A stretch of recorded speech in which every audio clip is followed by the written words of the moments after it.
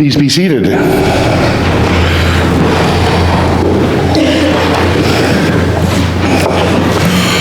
Well, for the last time this year, I get to say Merry Christmas, St. Stephen's, Merry Christmas.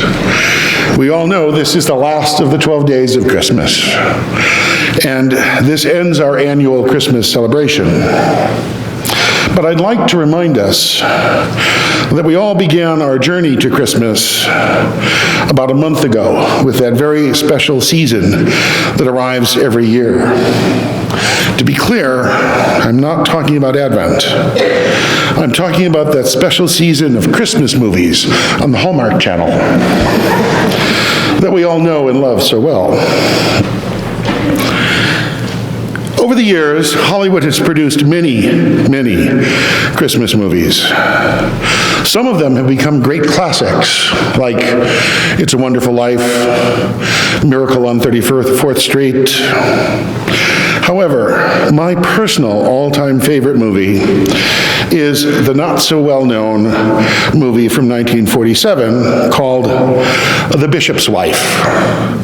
It was nominated for 5 Academy Awards, and it won one of those. It's about a bishop with a very troubled soul, his wife, and an angel who comes from heaven to aid and help the bishop in his time of trouble.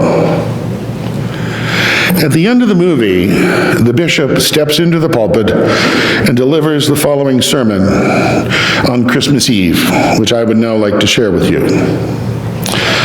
The bishop begins. Tonight, I want to tell you a story of an empty stocking. Once upon a midnight clear, there was a child's cry. A blazing star hung over the stable, and wise men came with birthday gifts. We haven't forgotten that night down the centuries.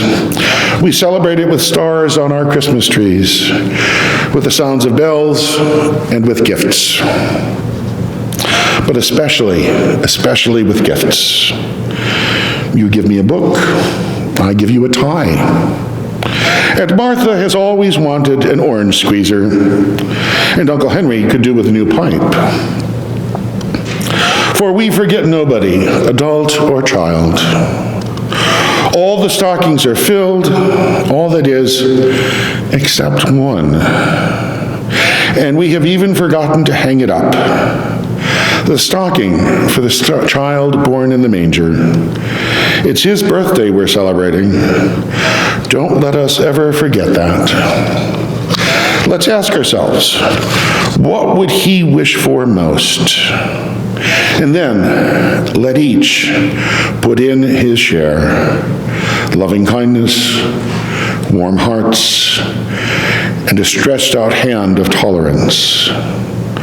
All the shining gifts that make peace on earth.